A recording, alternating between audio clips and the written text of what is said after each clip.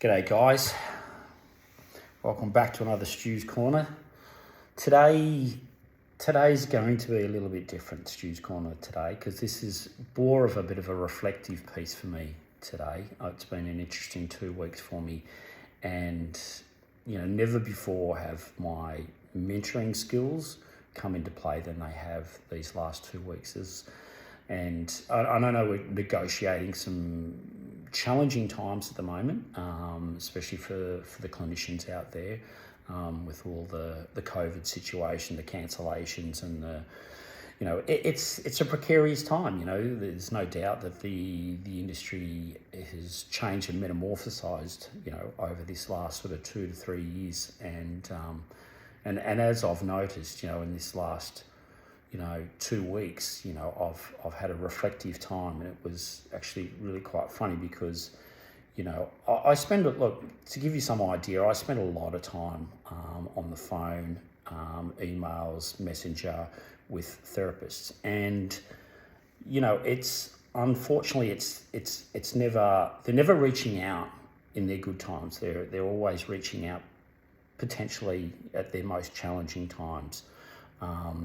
When things aren't necessarily going well, or their self-confidence is low, and they're unsure about themselves and where they're going and what they're doing, and they may be suffering a little bit of imposter syndrome, or whatever the case may be. And it's sometimes all it is a phone call. It's a bit of reassurance, it's a bit of validation in terms of where you're going and what you're doing. And nothing's more true.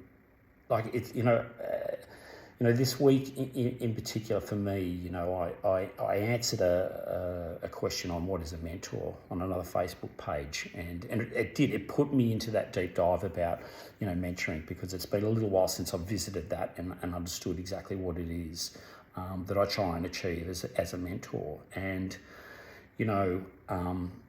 it's, there's correlations in life in regards to your friendships and the relationships that you have with the people in your life, and you work out really quickly who the people are in your life that do make a difference and actually do care. And I always say this, it's always going to be those people are there for you in your challenging times, in the hardest times. It's easy to be patting each other on the back when things are great, and we're celebrating and things are all heading in the right direction. It's a very different story when things aren't going well, when you are challenged and you're unsure of yourself. And those that reach out to you, kudos to you, because a lot of people don't reach out and probably suffer a little bit in silence, which is just terrible. And we've all been through it. I've been through it. I've been so lucky to be in this profession for over 30 years and develop the friendships and relationships that I have, and you'll probably see a lot of that comes through with obviously some of even the podcast guests that I have. I really do sit down and deep dive and work out who I want on my podcast, because usually they are bringing their own journeys and they are exciting at what they do. But at the same side, the other thing that I see that a lot of therapists and people in general, and even athletes for that matter, is they fall into that trap of starting to compare themselves with others and others' journeys and so forth. So you've really got to get out of that headspace, because that's not a therapeutic headspace for you. It's don't be comparing yourself to others and trying to emulate in regards to what their journey is. By all means, be inspired by them. That's the thing. But remember, you're on your own journey, your own person. You don't want to be a carbon copy of A, B, or C. Do you know what I mean? And it is, my mantra, as you well know, is be awesome at what you do, not what I do, and not what Tom, Dick, and Harry does as well. Do you know what I mean? Because you are a different person. You have different backgrounds. You have a different understanding of where you want to go and what you want to do. Like what I do, that's great.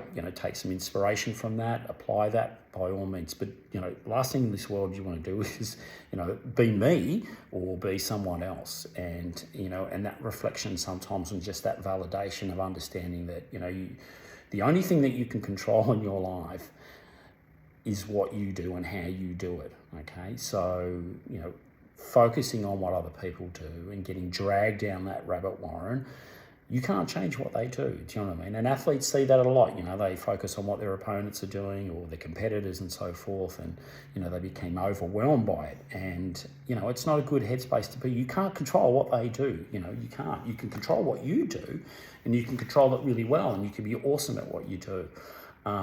So try and achieve that.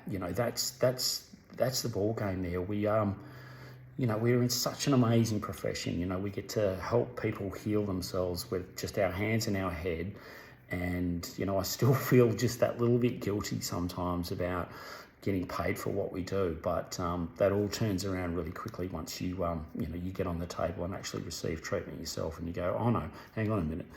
This is actually worth every cent of it. There's no doubt about it. And don't think for 1 minute, I not only spend a lot of time talking to therapists, in their challenging times, but I also treat a lot of therapists, okay?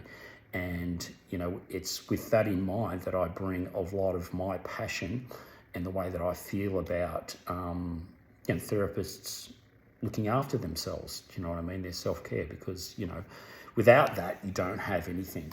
If you don't have that ability to look at yourself and look after yourself as a therapist, then, sometimes that's where you find yourself in those precarious situations, both physically and mentally.